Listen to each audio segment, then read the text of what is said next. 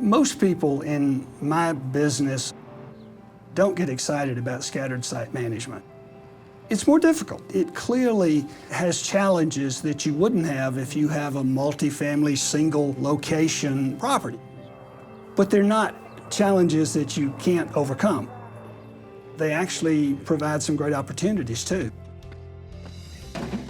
When NSP grantees in weak real estate markets have difficulty selling their single-family homes, renting them to qualified tenants can be a viable alternative. But you have to be very clear about the program goals. What is your target income group? How much rent can tenants afford? Will tenants have maintenance responsibilities? It's a lot to think about. Hello, I'm Peter Werwath with Enterprise Community Partners. I'm pleased to host this video for HUD's Neighborhood Stabilization Program, designed to help NSP grantees better understand the many considerations that go into managing scattered site rentals. There are a number of recommendations we'll cover in the next half an hour. I hope they'll provide some useful guidance as you implement and fine-tune your own scattered site rental program. First, let's think about the benefits. A scattered site rental program may be the only feasible strategy in weak markets where single-family homes just aren't selling. Additionally, the experience of living in a scattered site rental unit can help tenants prepare for homeownership. And finally, well-managed rental properties are an asset to the neighborhood at any time, but especially when communities are hit with large numbers of foreclosed, abandoned, and vacant homes. But on the flip side, there are unquestionably challenges. Scattered site rentals are just more expensive to inspect, monitor, and maintain than multifamily buildings. It's not as efficient. And all these considerations will affect how much you can pay to buy and rehab units, where you decide to purchase, and whether you have the right staff. All right, let's get started. David Morton is the executive director of the Reno Housing Authority. His agency works in the neighboring Nevada cities of Reno and Sparks, as well as surrounding Washoe County. Nevada is one of those states that has been particularly hard hit by the housing crisis, but we were also one of the leaders in the development of housing in the years leading up to this. It was really boom time in Nevada, in Las Vegas and Reno, housing being built everywhere. And then when the things started slowing down, people thought, well, this is temporary, but it just kept going. What were beautiful homes selling for $250,000 are now selling for half that or less. And you've got just a huge percentage of the market that's underwater. We were one of those boom states in a boom economy, and now it's just the reverse. As with most housing authorities, Reno had concentrated on multifamily properties and the Section 8 voucher program. At the City of Reno's request, however, Reno Housing Authority had acquired and renovated some single-family homes in an inner-city neighborhood. The city and local residents were very pleased with the results. So when local governments received $4.7 million from the state of Nevada under the NSP1 program, they turned to David and his staff to use $4.2 million of it to operate a scattered site rental program in some hard-hit neighborhoods. So far, David and his staff have had remarkable success, winning the trust and approval of both local governments and the residential communities his agency has worked in. So we're excited about it. I am too. I can't tell you how wonderful this has been. Penny Henry represents one of those communities. She manages the Highland Ranch Homeowners Association, a subdivision in northwest Reno with over 1,600 single-family homes. In our case, we had close to 60 homes in the first year of bank foreclosures. All of these financial institutions are out of the state. So when they foreclose on a home here in Reno, they let it sit for 12 to 18 months. When Reno Housing came to us and said, we'd like to clean these properties up and use them, it was a perfect answer. It was a win-win situation. This one you've had some issues with, is what you're saying? We had several residents who were concerned about what was going to happen with these properties, how they were going to handle them, who would live here. We asked David Morton to come and talk to the people at one of our board meetings. And he answered all of their questions. It took him about 3 hours. Tell me this isn't lovely. That's beautiful. We had close to, I would say, 55 homes when they started. Now 42 of them are owned by Reno Housing. They're occupied, they're nice, and in some cases their landscaping is better than the other people on the block. I couldn't be happy. This is beautiful. Now, I have told a lot of the other associations about the NSP program, and they are just all for it. They have seen how quickly it turned over the homes in our community. Let's look more closely at some basic program design decisions, starting with setting your target areas. First, you have to decide which income levels you're targeting, and that will drive decisions about financing and the types of homes you choose to purchase. Here are a couple of scenarios. If you'll be serving tenants below 50% of area median income, start by calculating what rents are affordable to people who earn that amount of money. Then compare that to the total development costs and long-term operating expenses of the unit. You must ensure tenants can meet their rent based on income and available subsidies. On the other hand, if tenants have incomes from 50 to 120% of area median income, you will be able to charge higher rents, and as a result, properties may be able to carry more debt. We were staying with Once you've determined your target market, now you have to decide on which NSP-eligible target areas you'll focus your efforts. As an example, the Reno Housing Authority is working in 4 NSP-eligible and approved target neighborhoods within the greater Reno area, all of which were hit hard by the foreclosure crisis. I think we've got about 80 actually under rent right now. I've got over 100 that will be rented.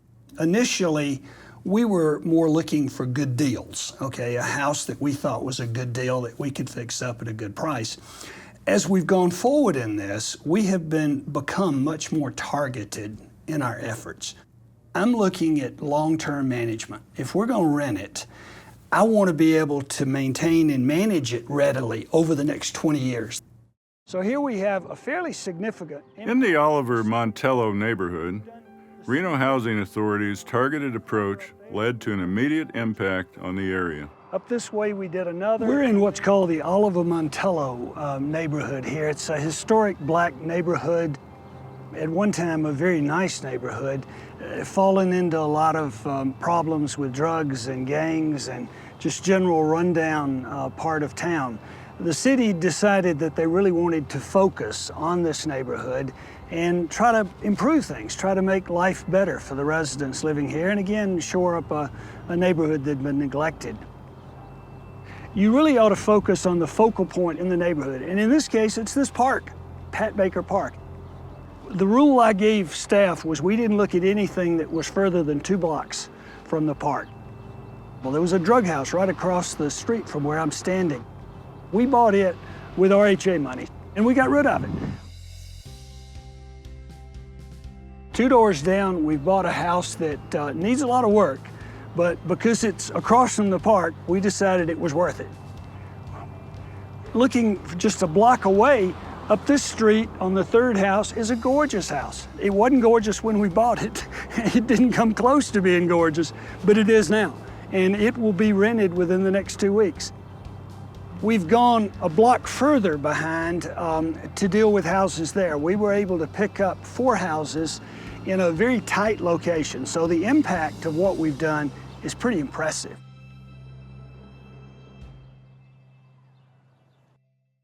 Once you've selected your homes, the first thing you have to do, if you're using NSP funds, is make sure that the properties are eligible. They have to meet the definitions of foreclosed, abandoned, or vacant, and be located in a target neighborhood. The foreclosed units have to be purchased at a discounted price. Once you're clear that they are NSP eligible and that they are in your target area, then it's time to think strategically about rehab. The NSP program encourages renovations that help reduce energy use and lower utility bills for low-income tenants. This can be done by installing Energy Star appliances in energy-efficient windows and increasing the amount of insulation to save on heating and cooling. In dry, sunny climates, something as simple as installing clotheslines helps tenants save electricity and reduces wear and tear on dryers, too. In the development phase, you also want to look at ways to reduce ongoing maintenance costs. Making repeated trips to homes to patch a leaky roof or fix a faulty switch will be costly in staff time, travel, gas, and materials. Take care of all deferred maintenance during the rehab process and use durable, low-maintenance materials. Paying a little more at this stage will mean lower maintenance costs going forward. We obviously want to do all of the things we can readily do from an energy standpoint. Low-flow toilets, shower heads that are adjusted, all of the easy fixes we're doing as a matter of routine. But if we're having to replace something, we want to make sure that we put it in at the highest energy efficiency level we can. And that applies to not only gas and energy in the house, but the yards. Instead of planting big grass yards that are just huge water wasters, what we've opted to do is xeriscape. Xeriscaping is something I never heard of back in Alabama and Tennessee and places that I lived. It was just foreign to me. But in our climate, it makes all the sense in the world.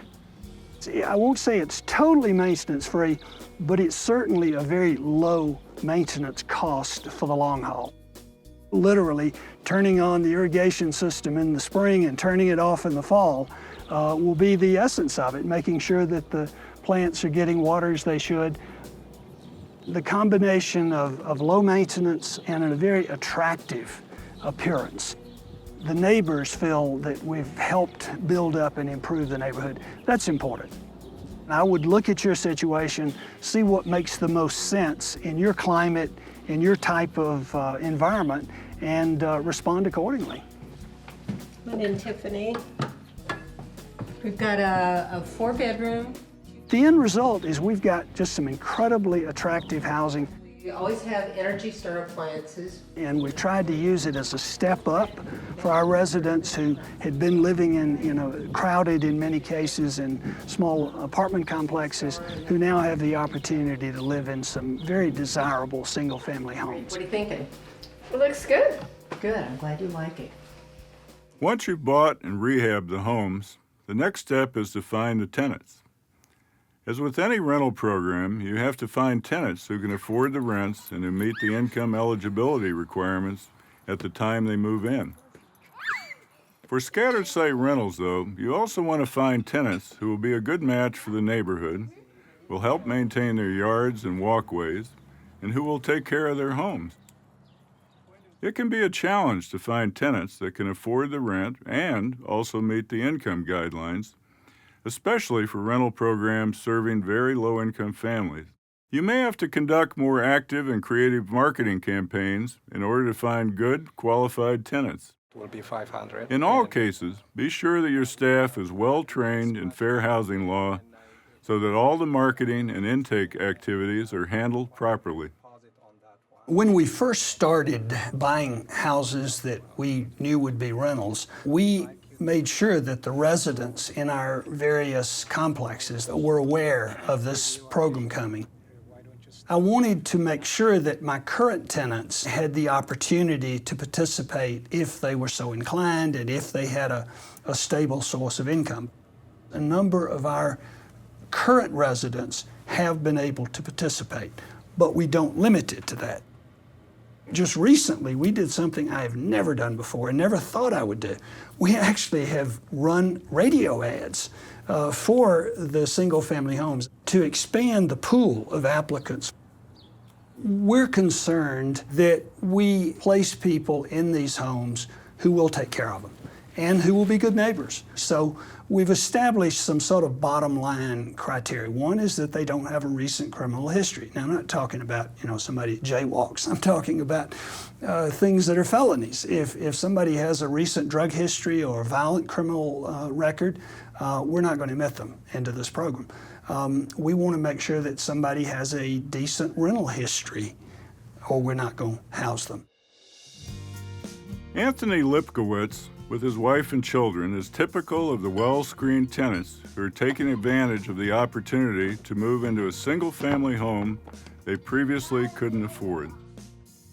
We seen an ad that the Reno Housing was buying up homes and remanufacturing them and looking for tenants. And we went down there and we put in our names, and then they gave us an interview, and we came back and they wanted background check, income, 3 references.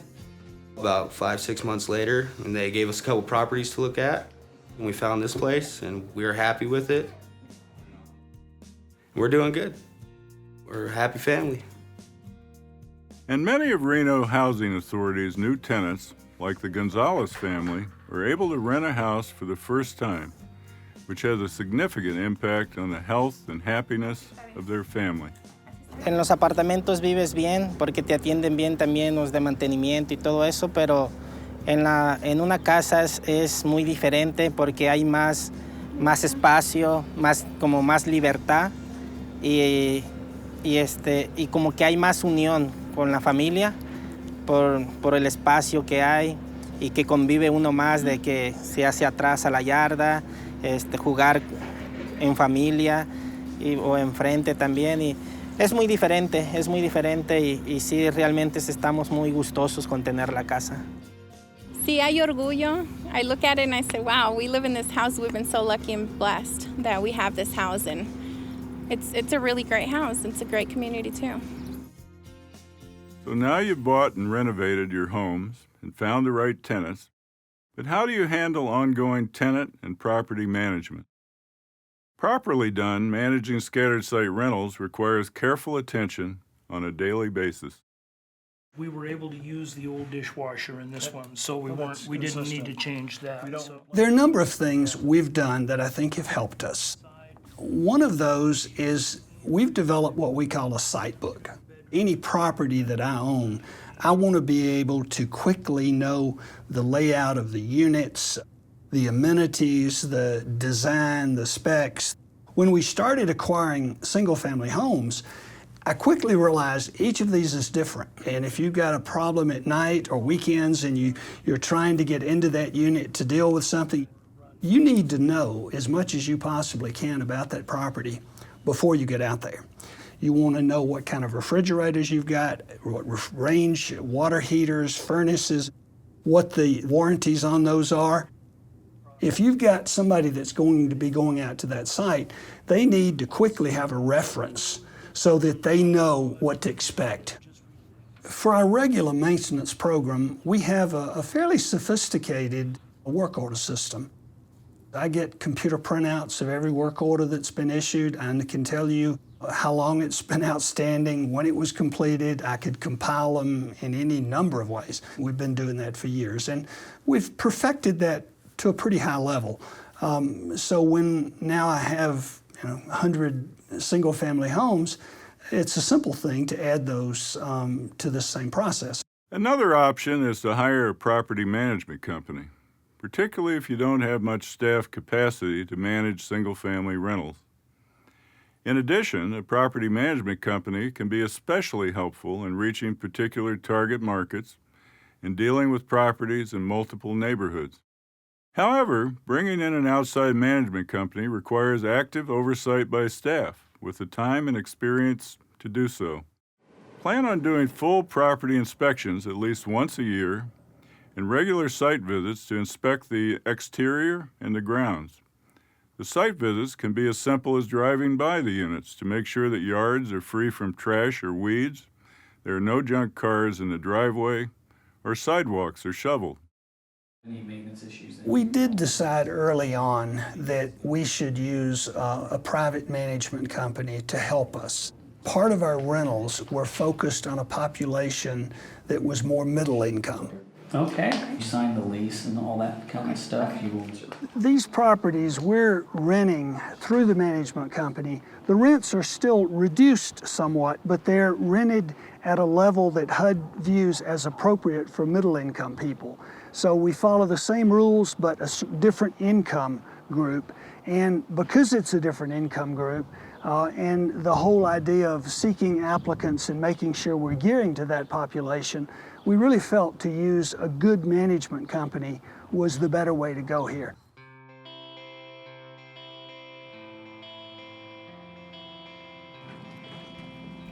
Well, there are a whole host of things that have been positive about this. The first is the residents who have gotten just a great opportunity to live in really nice housing, in nice neighborhoods with good schools. From an upward mobility standpoint, it couldn't be better. But the neighborhoods, obviously, are what it was all about originally. The whole purpose of NSP1 was to help neighborhoods that were hard hit with foreclosures.